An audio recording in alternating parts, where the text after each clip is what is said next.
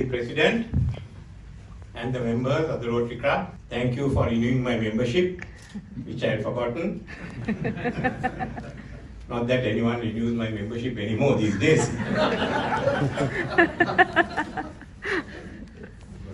When Pradeep spoke to me and invited me to come here, I said yes. Then yesterday only I remembered that I didn't know what I was going to speak on. So I asked Pradeep what I'm going to speak on the crisis.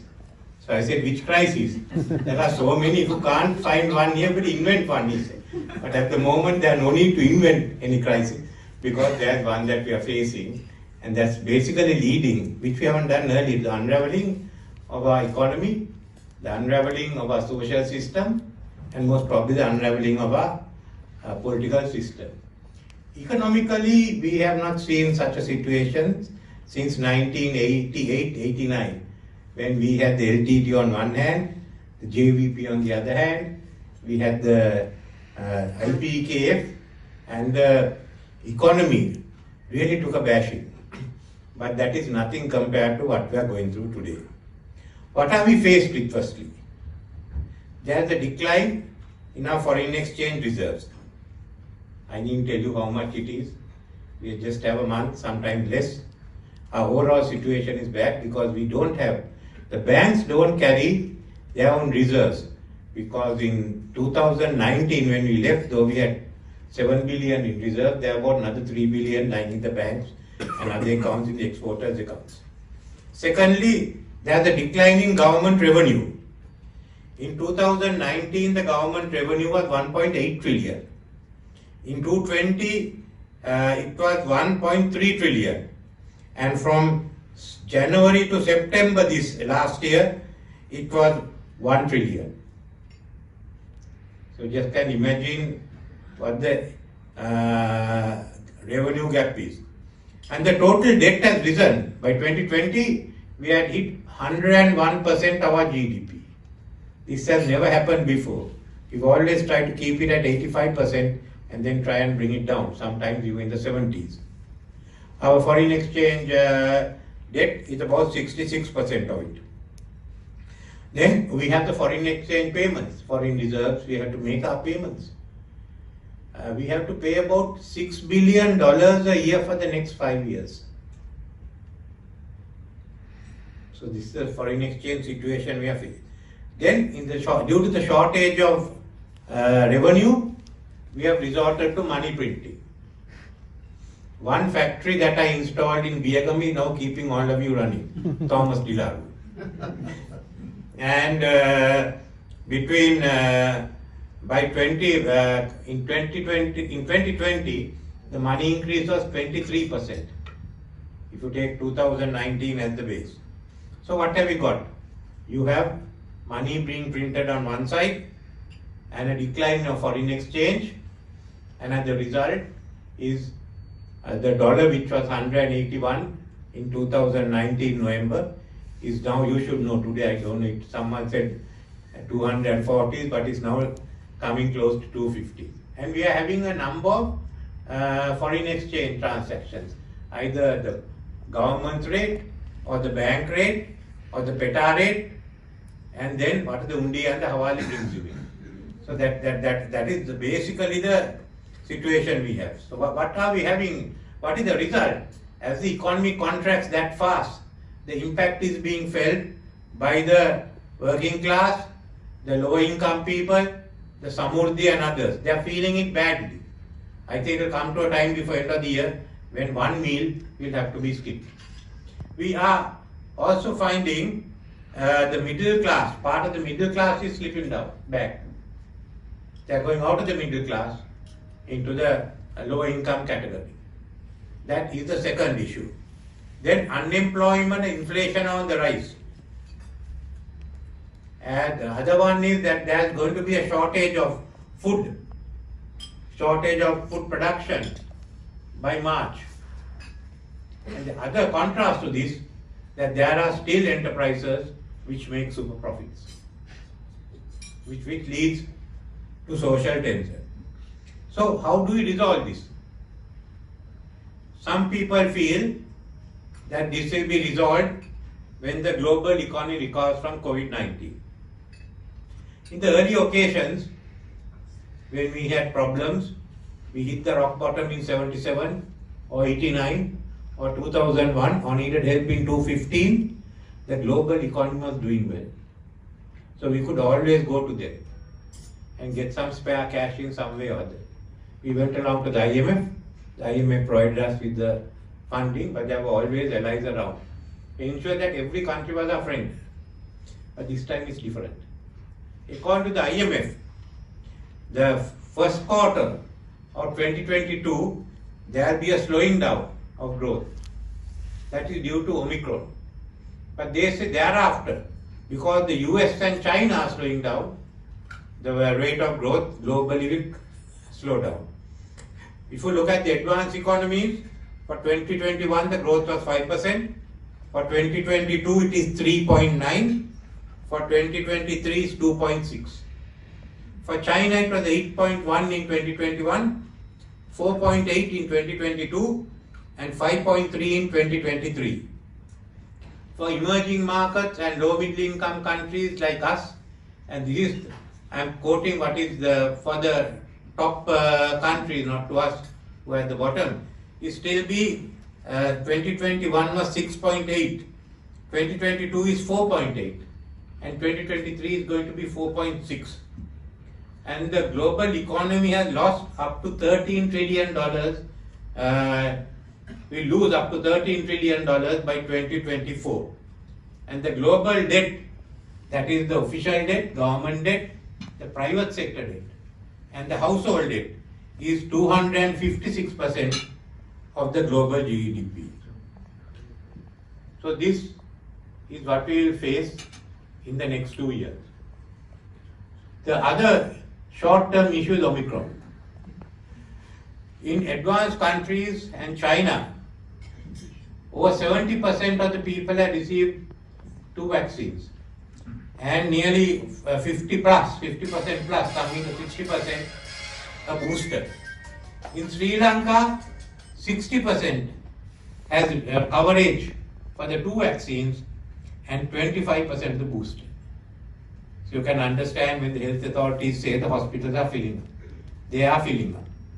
And it will be such a strain that they may not be able to actually treat other illnesses. This is what happened in UK, Germany and Western Europe during the winter. So in addition to these issues that we face, how do we come out of it? There are other long-term issues. You know, we have no money to pay the government pensions. When we were in government, we calculated it as being somewhere by 2032, 2035. I think now we will run out of that money much earlier. If we can hold on till 2030, it's all right. Otherwise, the problem. So people like me will not get my pension. The other is climate change. Now, climate change is making you need a fair amount of money to fight climate change. For instance, I think they have done a study where from Mumbai downwards to our west coast, the water will rise by about 3 feet. That is one instance. Then the droughts, the floods. Where is the money? Already the world is short of money. So where are we going to find the money?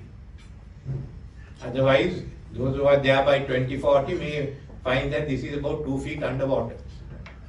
And no comfort. Yeah. So these are the problems. I am not talking that money we require for modernizing education, for running the health system. Where do we find the money in the future? Because we can, let's say the first step is stabilizing the economy. How do you hold it? How do you find the foreign exchange? But that alone is not enough. Then how do you handle that decline in government revenue? How do you bring financial discipline? This is the first part. Many I have suggested and many others have suggested go to the IMF. IMF, it will be difficult in this situation. Many countries have had to tighten their belts. But otherwise IMF, I know in 77 when we went there, we got enough money and we opened up the economy. They also encouraged us to give the textbooks free. I went and negotiated the assistance for Janasavya. in industrialization program. In 2001, when I went to IMF, we got the support, we turned the economy around in 1 year.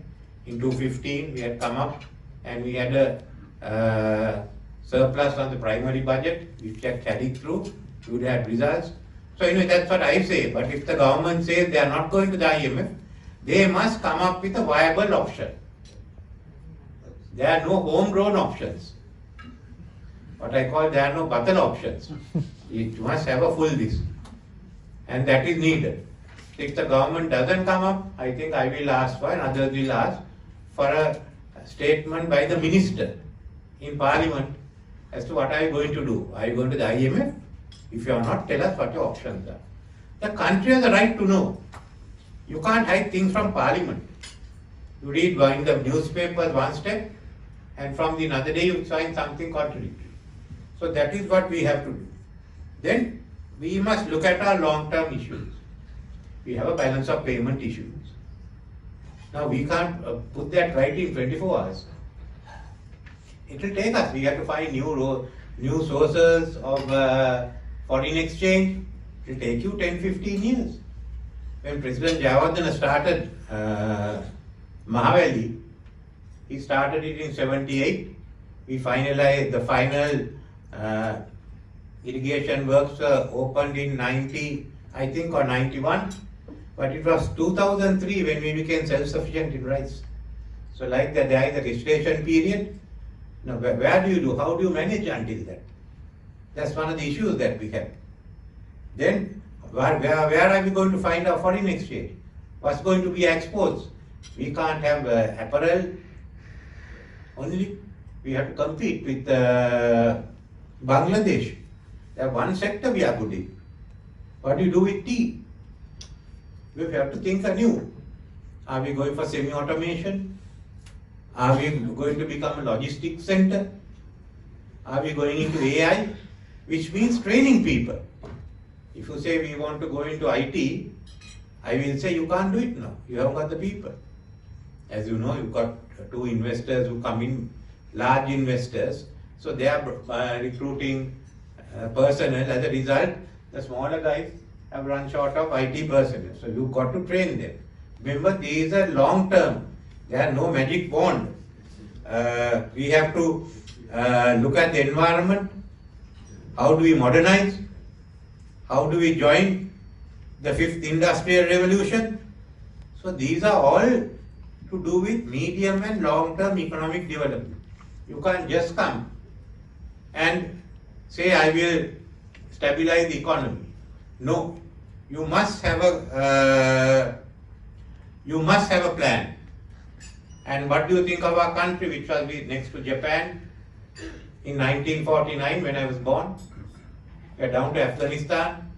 Still, we should by 2050 ensure that our GDP increases at least 5-fold or 6-fold. It's a massive effort, but it can be done. But for this, I will tell you, there are no short-term fixes. No one is going to turn up and say we are going to help Sri Lanka. I mean, we should go into the Guinness Book of Records. The only country in the world that has antagonized US, Europe, India, Japan and China. No one else has done that. So it's going to be a long way getting hold of them.